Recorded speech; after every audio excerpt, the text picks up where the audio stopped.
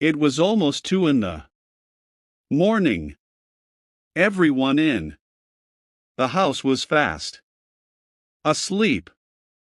Only Niru was awake silently. Sitting by the window, she was writing something on one piece of paper after another and tearing it up again. Then she started again. Messy papers, an old diary, and a worn fountain pen were spread out on the table.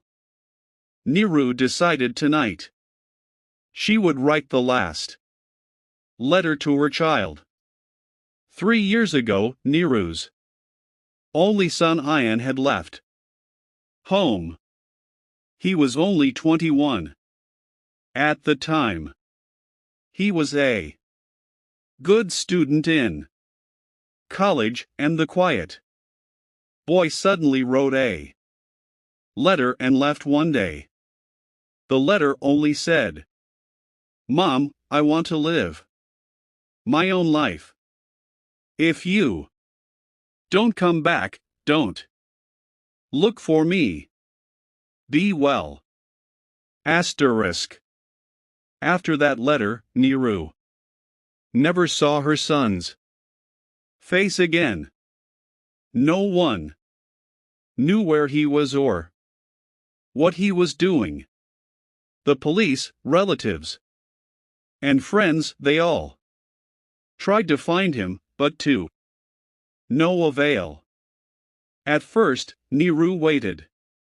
Every day, her heart would pound when she heard footsteps at the door. Maybe Ian had returned. But no. He hadn't come. He hadn't come in 3 years. Niru's husband had died a long time ago. The girl had gotten married in a faraway city. He came occasionally, checking in, but no one could fill the void in Niru's life. Tonight, Niru suddenly felt very tired. Her mind was heavy. There was a strange pressure in her chest.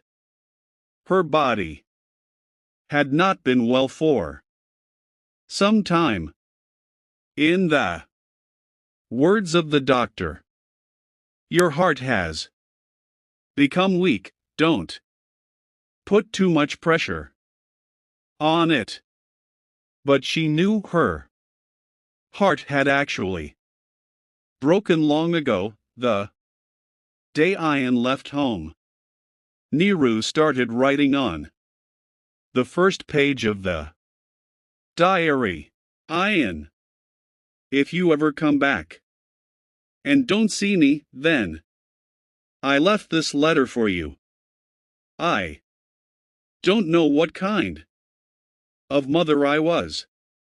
I have engraved every moment of your childhood in my heart. When you first learned to walk, you said, 'Mother' in your mouth. You cried on your first day at school. Everything still floats before my eyes. Your favorite chocolate, biscuits, the promise of listening to nightly stories, falling asleep on my lap by turning the pages of a book. I remember everything. I was never angry with you. The day you left, I thought maybe you were tired, maybe you wanted your freedom. I didn't want to keep you. But mother is mother." I cried every day without hearing from you. You know, I have kept your room exactly as it was before. I wash it every day, in case you suddenly come back. It has been a long time since I stood in front of the mirror. I even look at my face properly. No, because it no longer has the face of Niru, who cooked for you every day, laughed and talked. Now there is only a plate of rice, a glass of water, and infinite silence. I had to tell you something. The day you were born, I was reborn in this world. Without you, I would be nothing. I don't know where you are now, how you are. But let me tell you one thing, you are my pride. Yes, pride. You wanted to live your own life, you had the courage. All I want is this, come back once. Even if I don't have much time left in my life, I want to at least see your face once. Be well. Your mother. *****. After finishing writing the letter, Niru silently closed the diary.